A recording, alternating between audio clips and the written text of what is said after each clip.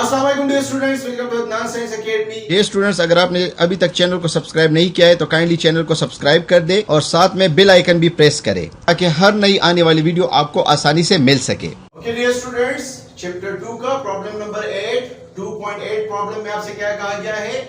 A 4 metre long uniform ladder with weight of 120 newton. एक आपको given है length is equal to L is equal to 4.0 metre. दूसरा आपको weight given है इस लेडर का, weight is equal to W is equal to 120 newton. Determine the forces exerted on ladder by the floor and by the wall। पहले मैं आपको ये figure जरा समझा दूं। एक फ्लोर है, फर्श है, ये दीवार है, ये लेडर इस दीवार के साथ रखी गई है। इस लेडर का लेंथ कितना है? ये 4 मीटर है। Weight of the ladder is equal to 120। Weight यहां पे मिडिल में मैंने क्यों रिप्रेजेंट किया है? क्योंकि weight of each and everything lies at the centre. तो सेंटर इसका क्या है? 2 मीटर। तो यहां पे ये डिस्टेंस तकरीबन 2 मीटर बनता है। ये 2 मीटर डिस्टेंस है और ऊपर भी 2 मीटर डिस्टेंस है, इसलिए मैंने वेट को यहां पे रिप्रेजेंट किया है। और angle of ladder with floor, ये एंगल कितना बन रहा है? ये 70 डिग्री फ्लोर के साथ ये लेडर एंगल बना रहा है। आपसे क्या चीज रिक्वायर्ड है? आपसे ये रिक्वायर्ड है कि force exerted on ladder by wall. ये दीवार, ये वॉल इस लेडर पे कितना फोर्स अप्लाई कर रही है, उसको हमने FW कहा है। और दूसरा हमने ये फाइंड करना है कि force exerted on ladder by ground, ground जो कि FG है, ये इस लेडर पे कितना फोर्स अप्लाई कर रही है। तो इस लेडर पे वॉल की तरफ से जो फोर्स अप्लाई होगा वो फाइंड करें और ग्राउंड जो इस पे फोर्स अप्लाई कर रहा है वो भी आप फाइंड करें। तो FW और FG हमने फाइंड करना है। डियर स्टूडेंट्स, मैंने जरा और भी जूम कर दिया ताकि आपको क्लियरली मैं चीजें दिखा सकूं। अगर FGX को मैं जरा रिजॉल्व करूं और यहां पे मैं इसको सेपरेटली बनाऊं तो ये FG है हमारे पास, और इसको रिजॉल्व करें आप दो कंपोनेंट्स में। एक इसका हॉरिजॉन्टल कंपोनेंट होगा, एक इसका वर्टिकल कंपोनेंट होगा। इस हॉरिजॉन्टल कंपोनेंट को हम कहते हैं FGX, वर्टिकल कंपोनेंट को हम कहते हैं FGY। यहां पे मैं अगर रिप्रेजेंट करूं तो देखिए ये कंपोनेंट हमारे पास क्या है? ये कंपोनेंट है FGX और ये कंपोनेंट हमारे पास क्या होगा? ये होगा FGY। अच्छा, अब ये क्वेश्चन है कि आप FW को क्यों रिजॉल्व नहीं करते? यहां पे FG एंगल पे है, इसलिए मैंने इसको दो कंपोनेंट्स में रिजॉल्व किया। FW तो ऑलरेडी हॉरिजॉन्टल एक्सिस में है तो उसको रिजॉल्व करने की जरूरत ही नहीं है। यहां पे आप डियर स्टूडेंट्स आप गौर करें और आइडेंटिफाई करें कि इस सिस्टम पे कितने टोटल फोर्सेस अप्लाई हो रहे हैं। एक W है FW, दूसरा फोर्स वेट का फोर्स है, ठीक है। तीसरा फोर्स FG है, लेकिन उसको हमने दो कंपोनेंट में रिजॉल्व कर दिया। तो एक FGX है हमारे पास, एक FGY है हमारे पास। ये चार फोर्सेस हमारे सिस्टम पे अप्लाई हो रहे हैं। इन फोर्सेस को ज़हन में रखते हुए अब हम इसको सॉल्व कर सकते हैं। ओके डियर स्टूडेंट्स, चार फोर्सेस है, जरा गौर करें इस पे। Wall force of the wall ये हमें पता नहीं है, ये हमें फाइंड करना है। हमें सिर्फ वेट गिवन है 120 न्यूटन और हमें FGX और FGY का भी पता नहीं है क्योंकि FG हमने फाइंड करना है।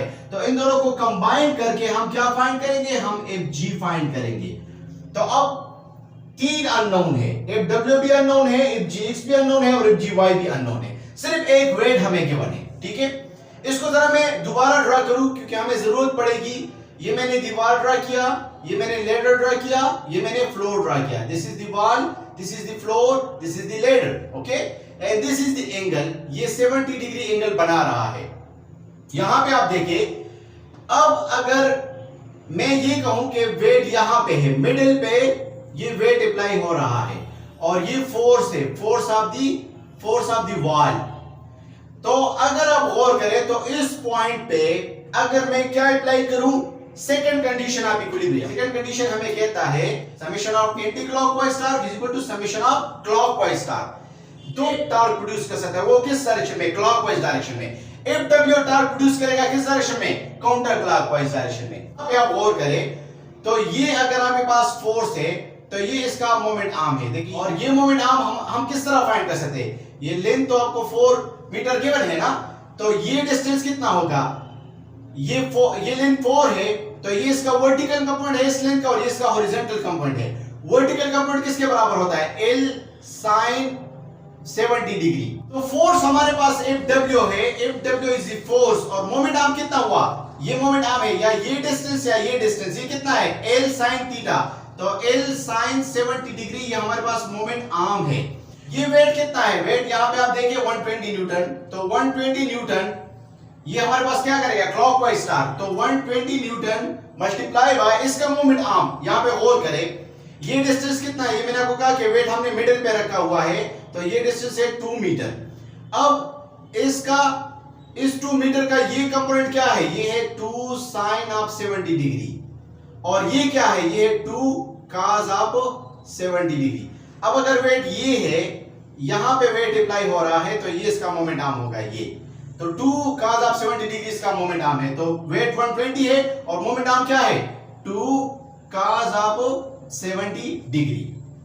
यहां पे आप करें तो आपके पास आ जाएगा Fw, और लेंथ आपको गिवन है, लेंथ कितना है 4 metre, so 4 sin of 70 degree is equal to 120, 2 cos of 70 degree से 0.68 आएगा। ओके, सो Fw को अगर Fw और sin ऑफ 70 से आएगा 3.76 इज इक्वल टू 1.6, और Fw 81.6 डिवाइडेड बाय 3.76, तो इसे 22 न्यूटन। तो ये फोर्स वॉल कितना फोर्स अप्लाई कर रहा है 22 न्यूटन। उनकी तरफ से कितना फोर्स अप्लाई हो रहा है, तो उसको फाइंड करने के लिए by applying first condition of equilibrium. First condition of equilibrium ये है कि summation of forces along the X axis equal to 0।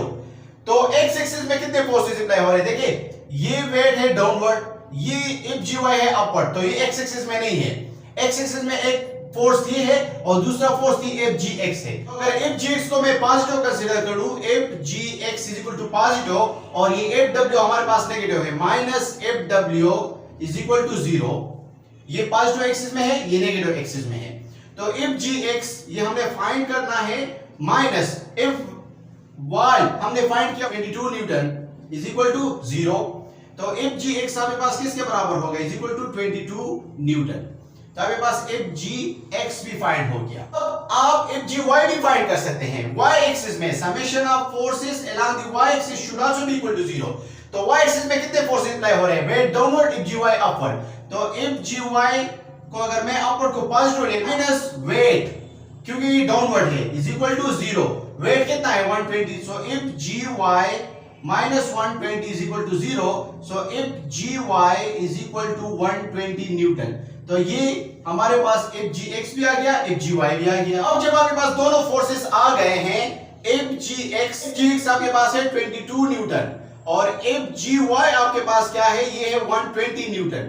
तो आप Fg फाइंड कर सकते हैं, क्योंकि Fg आप एक वेक्टर था और आपने रिजॉल्व किया था, तो Fg बराबर होगा Fg is equal to under the root Fgx square plus Fgy square.